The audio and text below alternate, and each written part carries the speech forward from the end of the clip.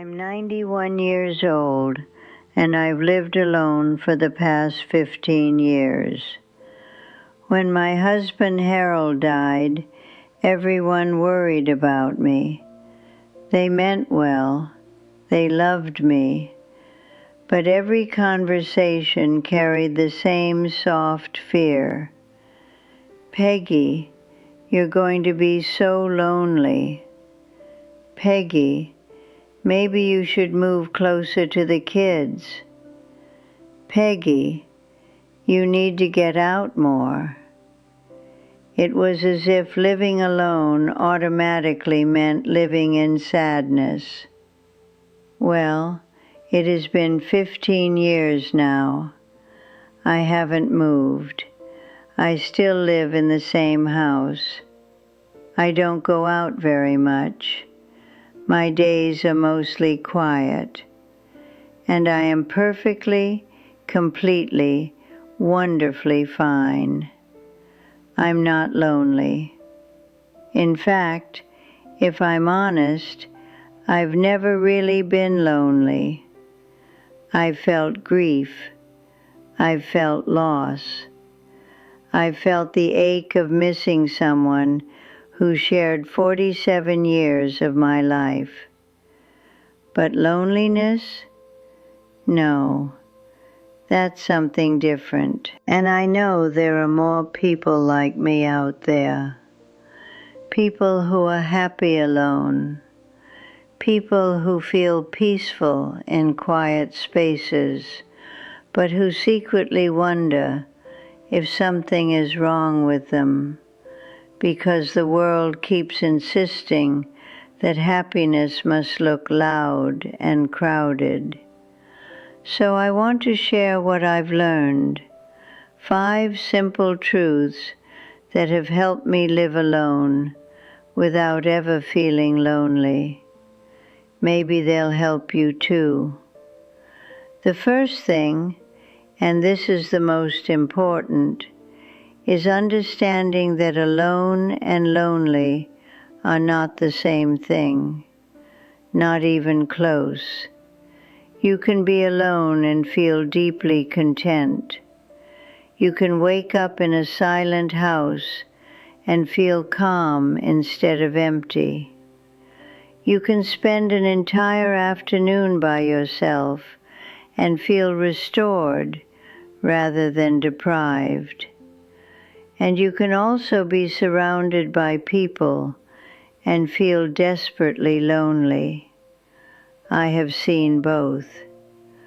Loneliness is not about how many bodies are in the room. It is about connection. It is about whether you feel known, understood, valued. You can get that from one meaningful conversation a week. You can miss it entirely at a party with 100 smiling faces. So the real question is not, am I alone too much? The real question is, do I have connection that matters?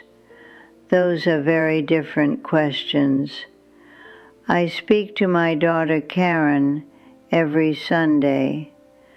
We talk for 20 minutes, sometimes 30. She tells me about her week. I tell her about mine. We laugh. Sometimes we remember Harold. Sometimes we talk about the grandchildren. When we hang up, I feel connected. I feel heard. That is enough for me. Some people need daily conversations. Some need a house full of noise. That is perfectly fine.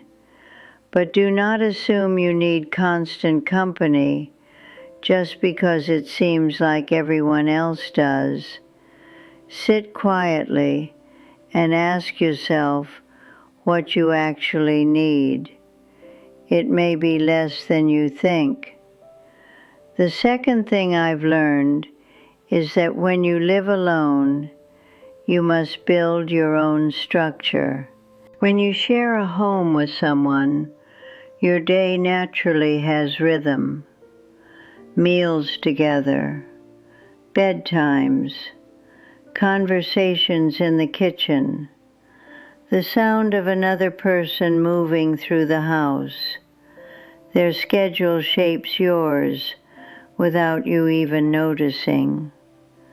When you live alone, that built-in rhythm disappears, and if you are not careful, the days can blur together in a way that feels unsettling. So I created my own structure. I wake up at 7 every morning. I make tea in the same cup. I sit in the same chair by the window. I watch the birds at the feeder for about 20 minutes. I notice who arrives first. I notice which ones chase the others away. I notice the light. Then I read the news. Then I have breakfast. It may sound simple, maybe even boring, but it is grounding. It gives shape to the day. It reminds me that today is not just another empty stretch of hours. It is a real day with a beginning, a middle, and an end. When Harold was alive, I made dinner at 5:30 because that was when he got hungry. After he died, I kept cooking at 5:30 for months out of habit. Then one evening I realized something surprising. I wasn't even hungry yet. I didn't want dinner until 7. So I changed it. That small change felt like freedom. For the first time in decades, I was following my own rhythm instead of adjusting to someone else's. Living alone gives you that gift, the gift of deciding. That is not loneliness, that is liberty. The third thing is this: have something that needs you. For me, it is my cat Mildred. She is 11 years old, very opinionated, and absolutely certain that breakfast must arrive at 7:15 sharp. If I am late, she makes her feelings known in no uncertain terms. It does not have to be a pet. It could be plants, a garden, birds you feed, a volunteer commitment, something alive that counts on you showing up. There will be mornings when you do not feel particularly motivated. There will be days when the house feels extra quiet. On those days, it helps tremendously to know that something depends on you. I also keep a bird notebook. Every bird that visits my feeder, I write it down. Date, time, species, how many. It might seem silly to some people, but it gives me something to watch for, something to notice, something that pulls my attention outward instead of letting it circle endlessly inward. When you live alone, attention becomes important. If you do not direct it, it can drift toward worry or overthinking. Having small living responsibilities keeps your mind engaged with the world. The fourth lesson might sound a little unusual. Be selective about people. When you live alone, your social energy is precious. You cannot afford to spend it on relationships that leave you feeling drained, unseen, or obligated. I have 3 close friends. Margaret from church. We have known each other for 60 years. Doris from my book club, and my neighbor Helen, who is 84 and also lives alone. That is it. 3 people I genuinely enjoy. 3 people who know my history, who remember Harold, who understand my quiet nature. When I see them, I do not feel like I am performing. I feel like I am being myself. That is worth more than a calendar full of social events. For years, I felt a quiet guilt about this. I thought I should want more friends, more invitations, more busyness. But I eventually realized that quality matters far more than quantity. One real conversation is worth 10 polite ones. One friend who truly knows you is worth 20 who only know your name. If you are naturally introverted, give yourself permission to keep your circle small. There is nothing lacking about that. Depth is not inferior to breadth. The final lesson, and perhaps the most important of all, is that you must learn to like yourself. When you live alone, you spend a great deal of time in your own company. If you are constantly criticizing yourself, comparing yourself, or wishing you were different, that time can feel heavy. It took me years to stop thinking I was too quiet, too boring, too much of a homebody. I would look at outgoing people and assume they were doing life correctly, and I was somehow doing it wrong. But different is not wrong. I like reading. I like my morning tea. I like watching birds. I like petting my cat and going to bed early. I do not like loud parties. I do not enjoy small talk. I do not like being busy simply to appear busy. And at 91, I have stopped apologizing for any of it. If you are living alone and struggling, ask yourself a gentle question. Are you truly lonely, or do you believe you are supposed to be lonely? Those are not the same problem.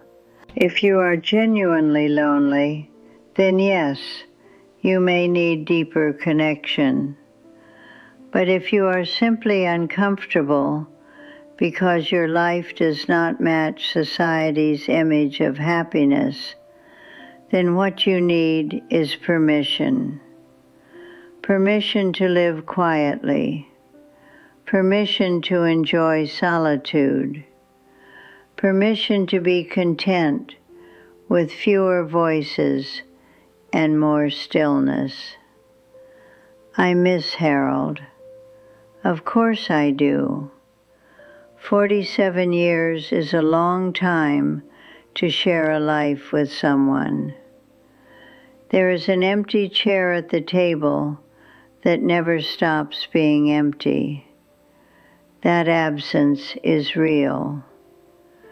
But missing someone is not the same thing as being lonely. I carry him with me, in memories, in habits, in the way I still sometimes turn to comment on something before remembering he is not there.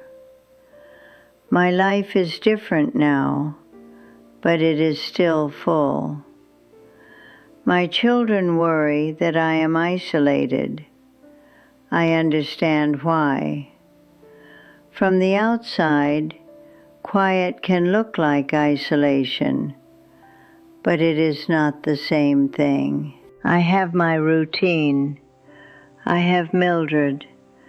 I have my books and my birds and my 3 dear friends. I have Sunday calls with Karen and Christmas visits from the grandchildren. I have enough, more than enough, really. Some people are built for solitude. I am one of them. Perhaps you are too. If you are, I want you to hear this clearly. There is nothing wrong with you. You are not broken. You are not missing some essential piece that everyone else seems to have. You are simply wired for quiet.